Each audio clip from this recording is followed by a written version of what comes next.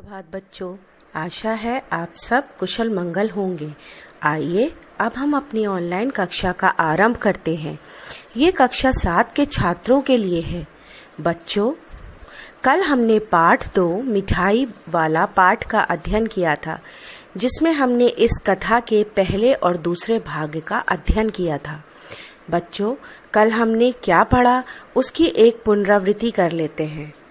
इस कहानी में एक खिलौने बेचने वाले का वर्णन किया है, जो अपनी मीठी आवाज से बच्चों व बड़ों दोनों को आकर्षित कर लेता है। कुछ समय बाद वो मुरली भी बेचता है। तो आइए बच्चों, अब हम इसी पाठ का तीसरा व चौथे भाग का अध्ययन करेंगे। पाठ 2 मिठाई वाला। भाग 3।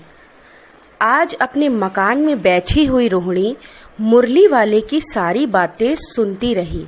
आज भी उसने अनुभव किया, बच्चों के साथ इतने प्यार से बातें करने वाला फेरी वाला पहले कभी नहीं आया। फिर वो सौदा भी कैसा सस्ता बेचता है, भला आदमी जान पड़ता है। समय की बात है, जो बेचारा इस तरह मारा मारा फिरता है। पेट जो ना कराए सो थोड़ा। इसी समय मुरली वाले का क्षीण स्वर दूसरी निकट की गली से सुनाई पड़ा। बच्चों को बहलाने वाला मुरली वाला। रोहिणी इसे सुनकर मन ही मन कहने लगी, और स्वर कैसा मीठा है इसका। बहुत दिनों तक रोहिणी को मुरली वाले का वह मीठा स्वर और उसकी बच्चों के प्रति वे स्नेहसिक्त बातें याद आती रहीं। महीने के महीने आए और चले गए, फिर मुरली वाला ना आया। धीरे धीरे उसकी स्मृति भी क्षीण हो गई। बच्चों, इस भाग में जो विजय बाबू की पत्नी रोहिणी थी, वो मुरली वाले की आवाज से बहुत आकर्षित हो गई थी। उसने सोचा कि ये किसी अच्छे ही परिवार में रहने वाला व्यक्ति होगा, परंतु कुछ समस्या के कारण ये अब मुरलियां बेचता है। कुछ समय के बाद वो मुरली वाला भी उस गली में आना बंद हो गया। आइए बच्चों, अब हम इसी पाठ का आखिरी भाग पढ़ते हैं, जो है भाग 4। 8 मास बाद सर्दी के दिन थे। रोहिणी स्नान करके मकान की छत पर चढ़कर अपने लंबे बाल सुखा रही थी। इस समय नीचे की गली में सुनाई पड़ा, बच्चों को बहलाने वाला मिठाई वाला। मिठाई वाले का स्वर उसके लिए परिचित था। झट से रोहिणी नीचे उतर आई। उस समय उसके पति मकान में नहीं थे। हाँ, उनकी वृद्धा दादी थीं। रोहिणी उनके निकट आकर बोली, दादी, चुन्नू मुन्नू के लिए मिठाई लेनी है। जरा कमरे में चलकर ठहराओ, मैं उधर कैसे जाऊं? कोई आता ना हो। जरा हटकर, मैं भी चिक की ओट में बैठी रहूंगी। दादी उठकर कमरे में आकर बोली, ए मिठाई वाले, इधर आना। मिठाई वाला निकट आ गया। बोला, कितनी मिठाई दूं माँ? ये नए तरह की मिठाइयाँ हैं, रंग बिरंगी, कुछ खट्टी, कुछ मीठी, जायकेदार, बड़ी देर तक मुंह में टिकती है, जल्दी नहीं घुलती। बच्चे बड़े चाव से चूसते हैं। इन गुणों के सिवा ये खांसी भी दूर करती है। कितनी दूं? चपटी, गोल, पहलदार गोलियां। पैसे की 16 देता हूँ। बच्चों, इस प्रकार 8 महीने के बाद सर्दी के मौसम में वहां पे एक मिठाई बेचने वाला आया। उसकी आवाज सुनकर रोहिणी को लगा कि वह उसे जानती है। फिर उसने अपनी दादी से कहा कि उस मिठाई वाले को रोकिए और मैं उससे मिठाइयाँ खरीदना चाहती हूँ। मिठाई वाले ने अपनी मिठाइयों का वर्णन विभिन्न प्रकार से करा। उसने कहा कि ये बहुत ही मीठी और जायकेदार गोलियां हैं और 16 पैसे की मैं दे रहा हूँ। आगे की कहानी में इस प्रकार है। दादी बोली, 16 तो बहुत कम होती हैं, भला 25 तो देते। मिठाई वाला, नहीं दादी, अधिक नहीं दे सकता, इतना भी देता हूँ। ये अब मैं तुम्हें क्या, खैर मैं अधिक ना दे सकूंगा। रोहिणी दादी के पास ही थी, बोली, दादी, फिर भी काफी सस्ती दे रहा है, 4 पैसे की ले लो, यह रहे पैसे। मिठाई वाला मिठाइयाँ गिनने लगा। 2 तो 4 की दे दो। अच्छा, 25 नहीं सही, 20 ही दे दो। अरे हाँ, मैं बूढ़ी हूँ, मोल भाव अब ज्यादा मुझे नहीं आता है। कहते हुए दादी के पोपले मुंह से जरा सी मुस्कुराहट फूट निकली। रोहिणी ने दादी से कहा, दादी इससे पूछो तुम इस शहर में और कभी आए थे या पहली बार आए हो? यहाँ के निवासी तो तुम ही नहीं लगते। दादी ने इस कथन को दोहराने की चेष्टा की ही थी कि मिठाई वाले ने उत्तर दिया, पहली बार नहीं, और भी कई बार आ चुका हूँ। रोहिणी चिक की आड़ से ही बोली, पहले यही मिठाई बेचते हुए आए थे या कोई और चीज लेकर? मिठाई वाला हर्ष, संयश और विस्मयादि भावों में डूबकर बोला, इससे पहले मुरली लेकर आया था और उससे भी पहले खिलौने लेकर। रोहिणी का अनुमान ठीक निकला। अब तो वह उससे और भी कुछ बातें पूछने के लिए अस्थिर हो उठी। वह बोली, इन व्यवसायों में भला तुम्हें क्या मिलता होगा?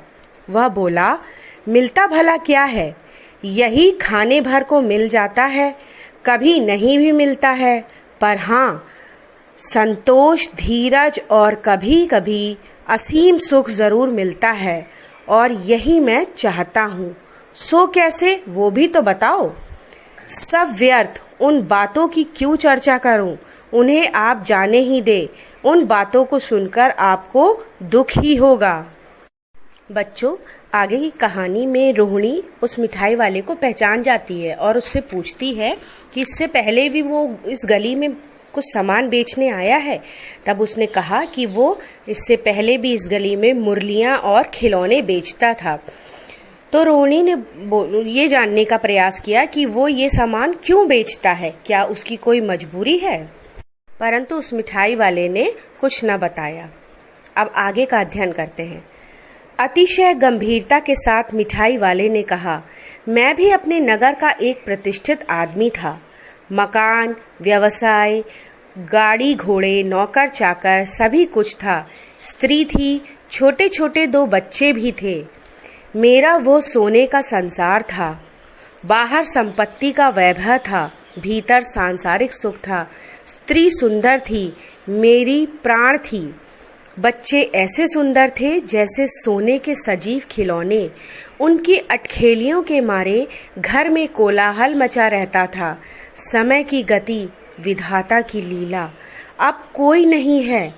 दादी प्राण निकालते, इसलिए अपने उन बच्चों की खोज में निकला हूँ। वे सब अंत में होंगे तो यहीं कहीं, आखिर कहीं ना जन्मे ही होंगे। इस तरह घुल घुल कर मरता, इस तरह सुख संतोष के साथ मरूं, इस तरह के जीवन में कभी कभी अपने उन बच्चों की एक झलक सी मिल जाती है। ऐसा जान पड़ता है जैसे वे इन्हीं में उछल उछल कर हंस खेल रहे हैं। पैसे की कमी थोड़ी ही है, आपकी दया से पैसे तो काफी हैं। जो नहीं है, इस तरह उसी को पा जाता हूँ। बच्चों, कुछ क्षण के बाद फिर वो मिठाई वाला अपनी आप बीती अपनी कथा को बताता है कि वो बहुत ही प्रतिष्ठित परिवार में रहता है। उसके पास उसकी पत्नी और बहुत सुंदर सुंदर बच्चे थे, परंतु कुछ समस्या के कारण कुछ ऐसी प्राकृतिक आपदा उनके ऊपर पड़ी कि उसके बच्चे और उसकी पत्नी नहीं रहे। परंतु उसके पास सुख संपत्ति और धन दौलत तो थी, परंतु बच्चों का सुख नहीं था। इस प्रकार वो मुरली, मिठाइयाँ और खिलौने बेच बेचकर दूसरे बच्चों में अपने बच्चों को खोजता था और इसी प्रकार से वो अपनी संतुष्टि और सुख को प्राप्त करता था। अब हम इस कहानी के अंत का अध्ययन करेंगे। रोहिणी ने अब मिठाई वाले की ओर देखा। उसकी आंखें आंसुओं से तर है। इसी समय चुन्नू मुन्नू आ गए। रोहिणी से लिपटकर उसका आंचल पकड़कर बोले, अम्मा मिठाई मुझसे लो। ये कहकर तत्काल कागज की 2 पुड़ियां मिठाइयों से भरी मिठाई वाले ने चुन्नू मुन्नू को दे दी। रोहिणी ने भीतर से पैसे फेंक दिए। मिठाई वाले ने पेटी उठाई और कहा, अब इस बार ये पैसे ना लूंगा। दादी बोली, अरे अरे नाना, अपने पैसे लिए जा भाई। तब तक आगे फिर सुनाई पड़ा। उसी प्रकार मृदुल स्वर में, बच्चों को बहलाने वाला मिठाई वाला। तो बच्चों, इस कथा के माध्यम से हमने ये जाना कि संतोष से बढ़कर और कोई लाभ नहीं है। जो मनुष्य इस विशेष सद्गुण से संपन्न है वो पूरी ही त्रिलोक का स्वामी होता है, अर्थात संपूर्ण विश्व में का स्वामी है। दूसरों को प्रसन्न रखना सबसे बड़ा सुख है।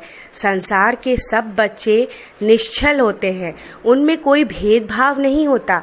बच्चों के चेहरों पर मुस्कान लाना सबसे बड़ी पूंजी है। इस कहानी के माध्यम से लेखक ने यही समझाने का प्रयास किया है। आशा करती हूँ बच्चों ये कथा आपको समझ में आ गई होगी।